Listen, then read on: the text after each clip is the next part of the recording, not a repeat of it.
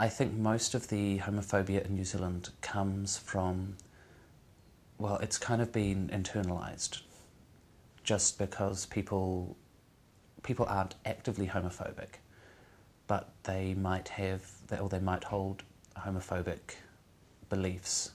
I think it's also just because they haven't been exposed to homosexuality. And so the homophobia is more about not knowing rather than actively being homophobic. And so I think the way to challenge that is, well, this happens all over the world, not just in New Zealand, even where homophobia is more blatant, is just to be out of the closet. Because every single person who is out, then people see that there are gay people around, and gay people aren't, or I don't want to use the word normal, gay people are natural. We're also very much influenced by American film and television, and our queer culture is American queer culture. But that's the same the world over because, of course, we had the Stonewall riots in New York, and so that's where most of the gay rights campaigning actually happened in America. Ironically, it's where it's kind of stalled and other countries in the world are making better advances. But it started in America, and so we have all this American television. And I think the story in America is incredibly different to the story here. So I think all the stories that we get told through the American media actually make it worse for Kiwi youth, because whilst we often hear bad stories about people getting kicked out of home when they come out, and etc., etc. And I certainly know that I felt this. That's what you're expected to believe, and that's what you expect is going to happen. And so, in a way, I think that does add pressure on particularly younger people. This doesn't make me any more different from anyone else. I still speak English. I still play Xbox. I still, listen to music. I like to think of myself as an amateur filmmaker. All these things are parts of what make me up and what people find interesting about me. The problem with normal is actually, again, it's part of a binary. You have normal and abnormal. And the people that people that consider themselves normal, actually they don't define themselves as normal. They first define what is abnormal, what is not white, what is not Western, what is not straight, what is not middle class. They define that first, and then once you take all those out, what is left is normal. It's a difficult question to answer. What is normal? What is normal? Am I normal? Are you normal? Is that person normal? Is that person over there normal? How can you decide? We think of it as being, I suppose, what most people are like. And I guess if you were going to look at some kind of statistical definition of norm, and again, this is just my opinion, I guess that's how it would be based, on what most people are like. But in fact, if you start to question people really closely, everybody's very different. Everybody has different ideas, has different opinions, has different ways of seeing the world. So in a way, homosexual people are abnormal. But that isn't saying anything about the homosexual people. That's just saying more about the people who use the word normal. If 90% of the world is heterosexual, does that make them normal? Possibly. If 10% of the world is gay, does that make them abnormal? Well, only statistically, and what does that mean anyway? What does it mean to be one of the 90%? But then within that 90%, every one of you is going to have something about you that's quite different. So that makes you abnormal. It's quite a difficult thing to come out, because not only are you worried about how everyone's going to treat you, if everyone's going to shun you, if they're going to treat you any differently.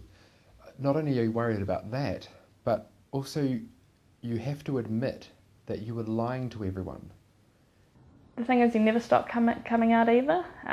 So, like every time you make a new friend or, join a new class or whatever, there are going to be times when it's kind of like, do I kind of disclose here or not. When someone comes out to someone, the person that kind of hears that has to go through that whole process of unlearning all the stigma and all the kind of negative stuff that they've been hearing as well. So people aren't always going to react positively, but again, it's just a journey that people need to go through, because there's a lot of stuff to kind of unlearn and just kind of. But the thing is, by coming out, as people see that they're just the same person as before. And I think it is also important to challenge people who do use gay as an abusive term. And in that way also challenge when you think a situation does appear homophobic. I think that's everyone's duty to challenge that. We are right to tell them that their behaviour causes other people pain, that it is abusive behaviour, and that if they are to be responsible, respectful beings within their community, they need to desist from that behaviour. They can believe anything they want, they can think anything they want, but to be a responsible citizen in a community, you need to take responsibility for the well-being of others as well as yourself. And that means by treating people respectfully and carefully and not abusing them. So I don't have no problems with identifying people's abusive behaviour and asking them to stop it. People can believe what they like, but they can't do what they like. When it comes to it, we are all humans. And we all have different ways of living and expressing our humanity. We need to learn how to live and work together. It doesn't matter whether it's an issue of sexuality, gender, culture, ethnicity, whatever. We're all part of humanity, and we learn to live with our differences.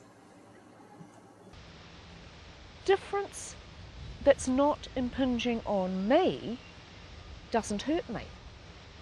It's just interesting. It is just different. Being visible. We can tackle homophobia by being visible. We cannot have a safe environment if we have a socially unjust community. And so that is why we continue to fight for social justice and protecting those who need to be protected, including those who need to be included. The more out gay people there are, then the more we give the message to people.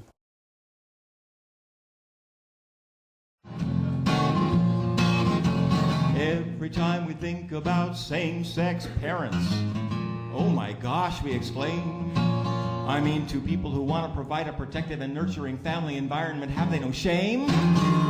So deviant. It's the Lord's holy word, as my second wife said to my third. That a family's based on obligation and fear. We're defenders of marriage, connubial narcs, ever vigilant and patriotic patriarchs. Defenders of marriage, defending the institution against people who want to get married. One summer evening when my woman was doing laundry, I shared a six-pack with an old John Bircher, and oh so wisely he imparted an ancient quandary to ponder. He said it's nature versus legislature. Are people born gay, or do they turn gay just to piss off Dick Armey? We're an army of dicks with a militant stance. Let's get the government out of our lives and into our pants. Defenders of marriage, defending the institution against people who want to get married and have their insurance carried and be beneficiaried and be next to the ones they love when they are buried.